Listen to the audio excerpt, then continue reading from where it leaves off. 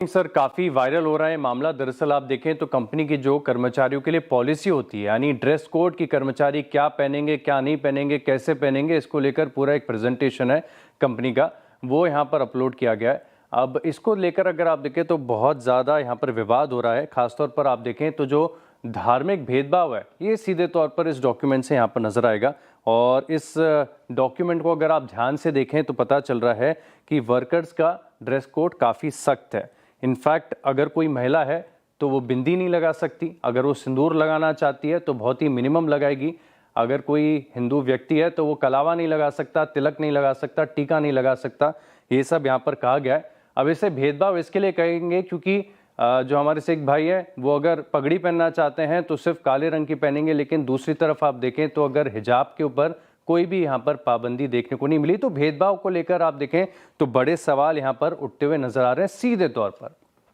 अब इस विवाद के बाद जो कंपनी के फाउंडर हैं पीयूष बंसल, इनकी तरफ से एक्स पे एक पोस्ट देकर इस विवाद को थोड़ी सी सफाई देने का प्रयास किया गया। हालांकि दबे शब्दों में देखें तो कंपनी का ये कहना चाहती है कि ये जो पॉलिसी हमारी है ये पुरानी है, और जैसे जैसे कंपनी इवॉल्व होती चली गई वैसे वैसे देखें तो इसमें बदलाव यहाँ पर देखने को मिला है। इस रिपोर्ट को पूरी तरीके से इनकरेक्ट बता रहे हैं, ये भी बता रहे हैं कि कोई भी प्रकार की किसी भी पाबंदी यहाँ पर देखने को नहीं मिल रही है। लेकिन एक्स एज अ प्लेटफॉर्म अगर आप देखें तो अपने आप में बड़ा खास है। अगर कोई भी ऐसी विवादित चीज़ होती है जहाँ पर बरगलाया जाता है, गलत जानकारी दी जाती है, तो कम्युनिटी पोस्ट आ जाता है।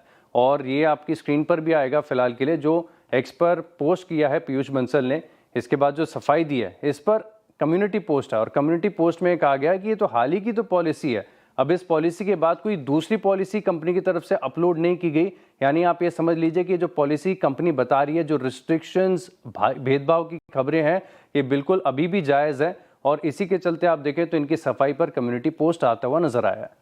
ओके, शुक्रिया आशीष। देखिए, हम नॉर्मली इन चीज़ों को डिस्कस नहीं करते हैं क्योंकि ये हमारी पॉलिसी है, इन मामलों में हम नहीं जाते हैं। लेकिन क्योंकि एक लिस्टेड स्टॉक है और काफ़ी चर्चा में था, इसके लिए हमने बात की है। मेरा मानना ये है कि अगर वाकई में इस तरीके की पॉलिसी है तो ये गलत है। वैसे भी खास तौर से एक ऐसी कंपनी जो इनोवेशन में है, जो एक न्यू एज कंपनी है, उसमें ये सब चीज़ें होनी नहीं चाहिए।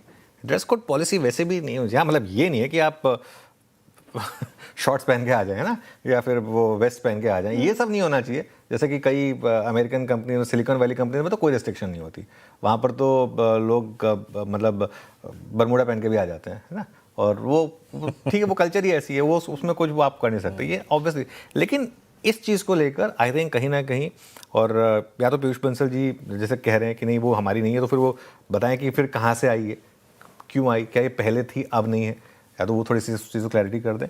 क्या फिर अगर है तो फिर अब सबको, अब मतलब जैसे फॉर एग्जांपल बिंदी नहीं लगाना या फिर कलावा, ये आई थिंक कंप्लीटली रिग्रेसिव होगा अगर ये है तो वो मुझे लग रहा है कि थोड़ा सा उस पर उनको भी थोड़ा सा काम करने की ज़रूरत है। खासतौर से एक ऐसा स्टॉक जिसने आउट ऑफ ऑड्स अच्छा आउट परफॉर्म किया। जब इसका IPO आया था किसी को यकीन नहीं था कि ये कंपनी अच्छा करेगी, लेकिन अगेंस्ट ऑल ऑड्स इस कंपनी ने एक्चुअली अच्छा किया, तो और एक्चुअली पैसा बना के दिया इन्वेस्टर्स को। सबसे इंपॉर्टेंट चीज़ ये है। और मैं पर्सनली भी मिला हूँ पीयूष बंसल जी से, काफ़ी सुलझे हुए आदमी है, काफ़ी हंसी मजाक करने वाले आदमी है। तो आई एम श्योर कि वो उस पर थोड़ा सा देखेंगे और इसको थोड़ा सा और क्लैरिफाई करेंगे। लेकिन